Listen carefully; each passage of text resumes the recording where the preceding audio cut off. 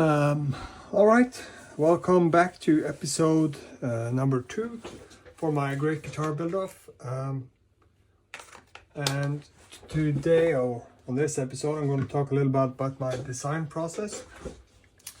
I did record this probably 3 or 4 times, but for some reason the screen recording on the iPad didn't work, and I can't be bothered trying to figure it out, so I'm just going to redo it. Now, as you can see, I have my design template set up.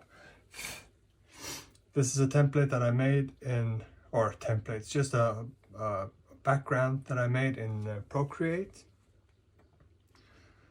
And this is where I have the nut here, 12th fret here, neck pickup, bridge, and all the X's around are the approximate size limits for my designs, so that when I start to draw, I know approximately how big I want the body to be, and I'm not going to go way outside or way inside, just for aesthetic reasons. Also, I have the strings lined up at the headstock. I tend to make reverse headstocks. I may not do that for this build. I don't know yet, but we'll see. And the same on the 6th, on the bridge, so that way I can line up the neck if I want to do that, just by the width of the strings. Now, this doesn't take a lot of calculating to do. It's just basically get a picture of a guitar you think looks good, and then sort of superimpose these lines onto it, and then remove the picture of the guitar, and you're left with these lines. This is what I've used to create my other designs, and the one I'm going to design for the Great Guitar Build-Off won't be that different from my other designs. Also, this really transfers well over to paper. So when I'm drawing this out in real life, it's harder for me to see if does this line look attractive, or does the shape of the higher fret axis look off or something. It's harder for me to see that on paper, I think, than in a smaller scale drawing. So, and I tend to do a lot of mistakes. That's why I prefer to do the iPad, because it has an undo button, which the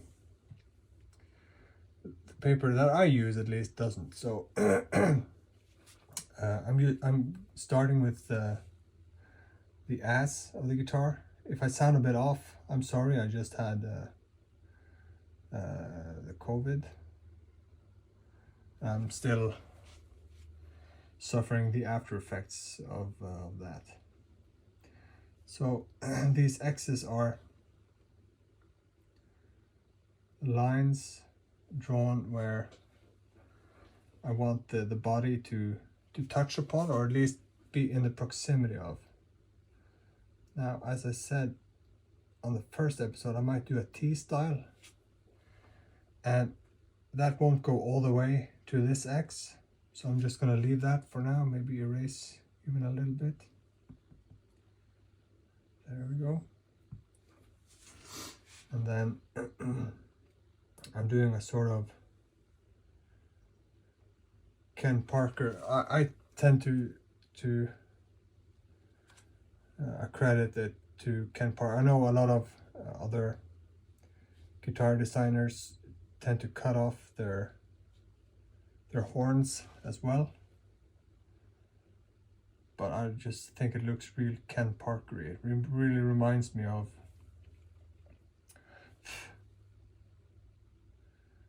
that doesn't look good, does it? It tends to remind me of the Fly, which is one of the best guitars I've ever tried.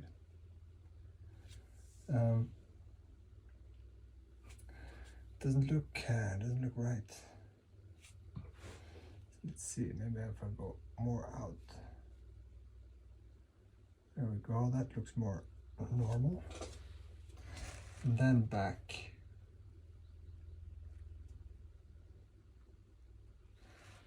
That's a pretty beefy but kind of attractive horn. Now, I tend to want to use where the neck hits the body. I don't want one of these angles right there, nor do I want them on the other side. Well, we won't get them on the other side, that would just be sort of, we won't have the angle there, but I'm trying to not get this angle because they're hard for me to sand, both in preparation and in the finishing process. So I want to keep a straight line, or as straight as possible, in the back, and then but that does sacrifice the neck joint to the body. You won't be able to, if you've seen Hufschmidt guitars, when he's routed his neck pocket, he can lift the guitar up just by the neck, even having weight on the body. You won't be able to do this with this neck pocket design, but that doesn't really matter to me, as long as the fit is tight and all. It's a cool trick, and it sort of shows how well his guitars are built and how sort of attentive he is to the detail. But it's not really a necessity for me to be able to do that. So now I'm just drawing in the standard, or sort of standard S super design, but I'm going to omit this, and obviously this won't be here as well. And this is a bit weird looking now. So I'm going to make a new layer and start drawing in the actual design I want. So for T, I may have to cut it off about there.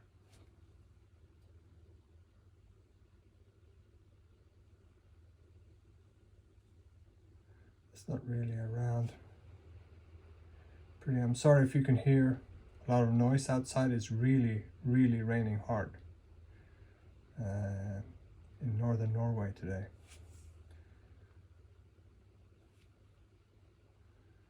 That's not a sexy line at all. Let's see. This is why me drawing on an iPad is a positive. Let's see if I can get this rounder.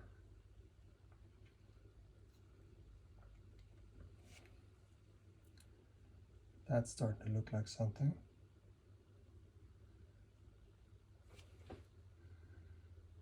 Now, when I draw like this, a lot of designs sort of get altered on the sanding machine, because I use a Triton belt, that split belt spindle sander, and sort of the angles that I use are very much related to the angles and their radii radiuses that machine can produce. I don't want to go above or below, because that'll just make it harder for myself. And also it gives me a bit of consistency between designs, so that there's at least a little bit of red tape or a red line between my guitar designs. This is starting to look pretty good. I wonder if I want to come in a little bit here.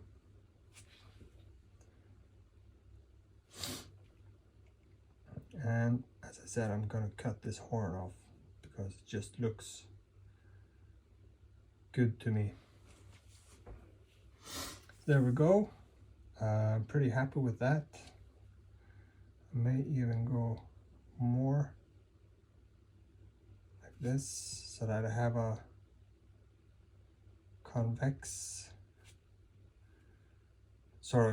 concave line rather than a convex line, so that it bends inwards instead of outwards. That sort of looks better to me.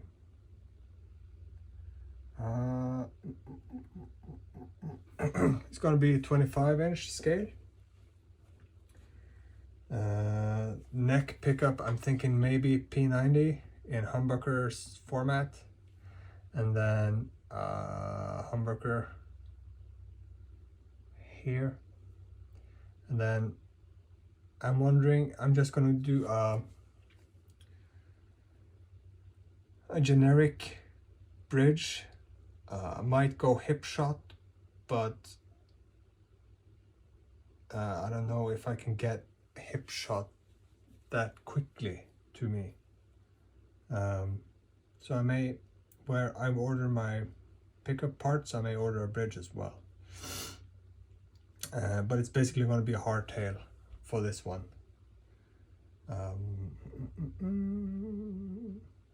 So let's see how the neck pocket will look.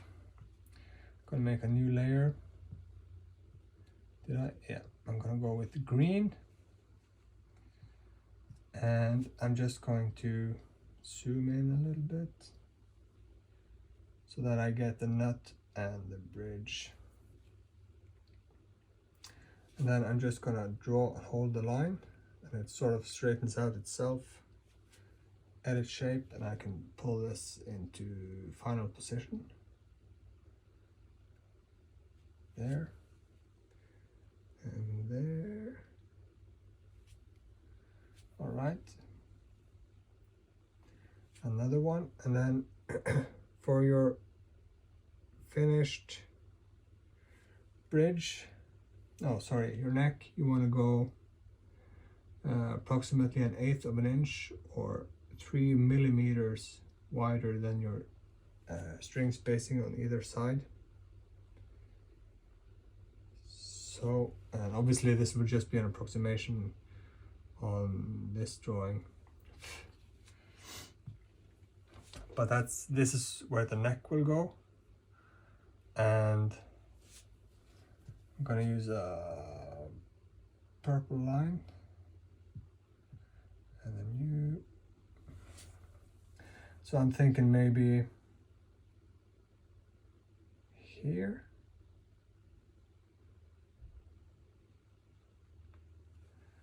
This will be a non-slanted neck. This will have a fender style where you sort of route out, use the back of the neck where the tuner goes. You don't cut and all of that.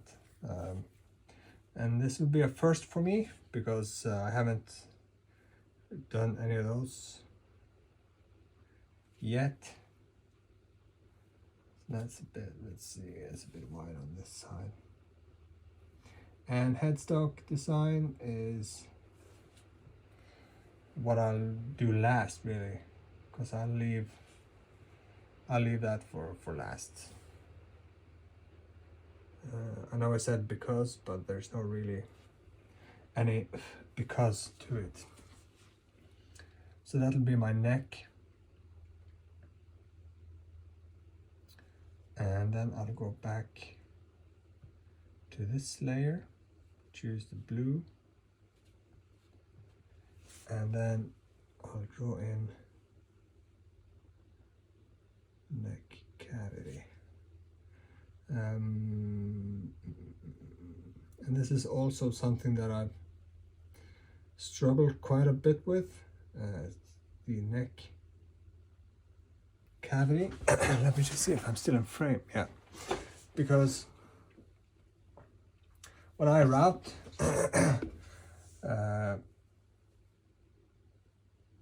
I'm just telling you this, as I already said, I'm a novice guitar builder, so I don't have all the fixes in place yet, but let me just show you. So if I go to this layer, I choose yellow. So when I route, I'll route in and I'll get these angles, or the radius of my router bit will leave these nice rounded edges in my neck pocket. I'm having trouble recreating those on the neck, and I still haven't found a really good way of doing that other than just sanding bits of the neck away until it sort of fits. So I'm really looking forward to, in this series of videos that'll be coming up from other builders, to see how they do it, and if they have a smart jig or some way to do it, because I haven't cracked that code yet. So so now this will be routed not all the way out, but routed down at least. So this will be my final shape ish. This will be what I'll draw onto paper, and then I'll use I'll cut this out, tape it to the body. I'll then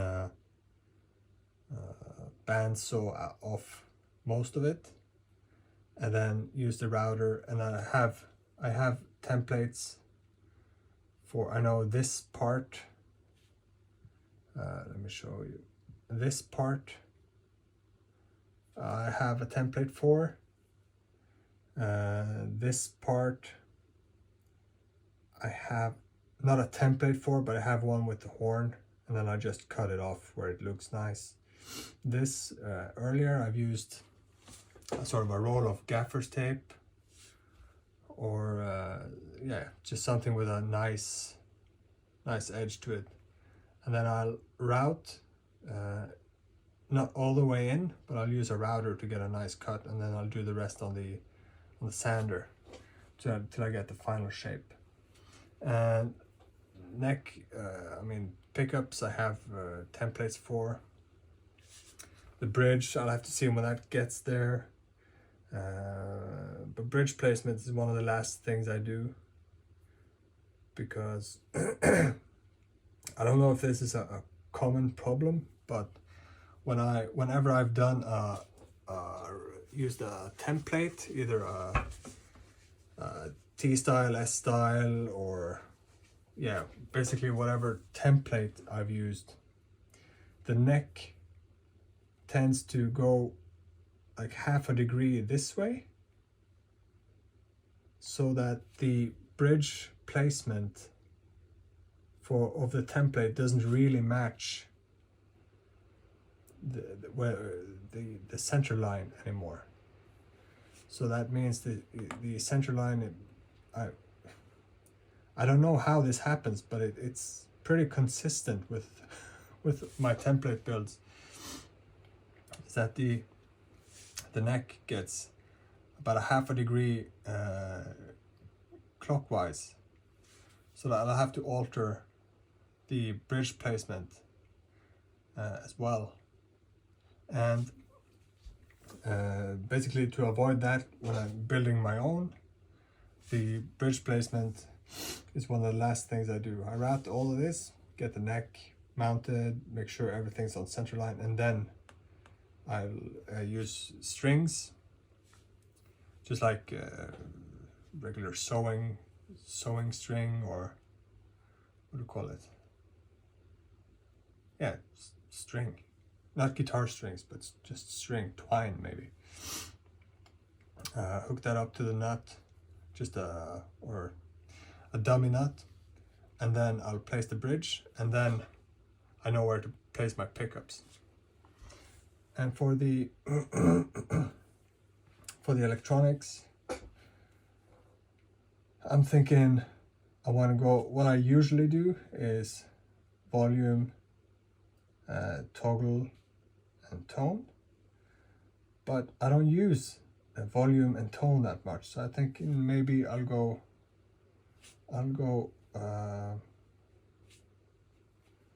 toggle, volume, tone.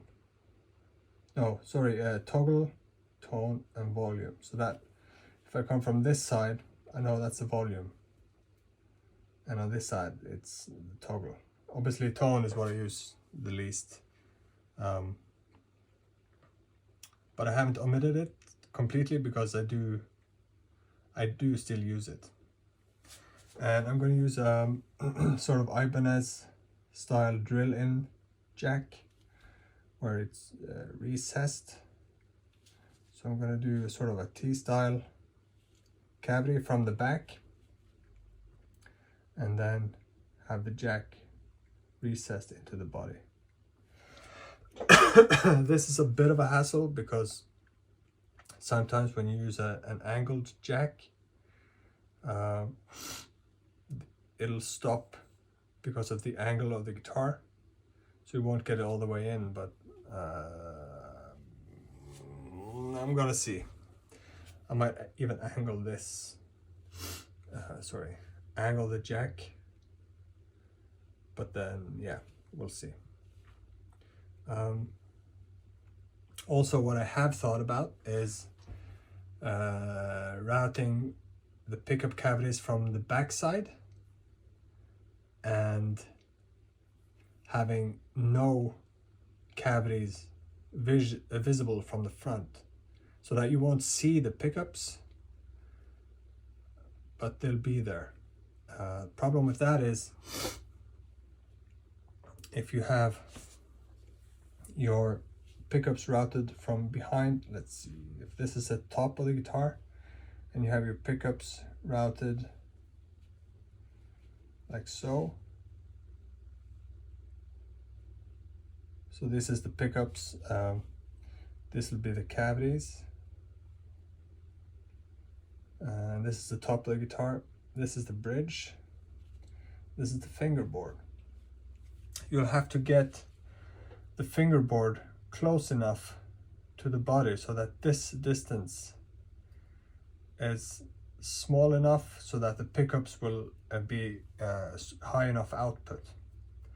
And a problem with that is not the fingerboard, it is the bridge. So I might have to recess the bridge into the body to be able to get that string far enough down. Because for the neck, you can just route the neck pocket deeper, and if that doesn't work, you can just route it deeper, but that'll cause an angle to the strings. And if so, you either have to recess the bridge or you have to route an angle in the neck pocket, which I think is more difficult than recessing the bridge. So that's an idea I have. I think that'll create a very sleek look, just having a big chunk of wood with minimal of fuss on it, and then just a bridge. And I might even put the controllers of the guitar maybe down here somewhere, but that'll be in the way if you're sitting Maybe I'll put them down back here somewhere. But I haven't really decided on that. The toggle switch will always be sort of in a precarious place, maybe back here. Volume, tone, and toggle. But then it doesn't really allow for quick pickup switches. If you're playing, you want to have the toggle switch down by your picking arm. So if you're picking, this is your range of motion, right? You don't really want it to be up here because your hand is moving in this area. Might just put the toggle switch here,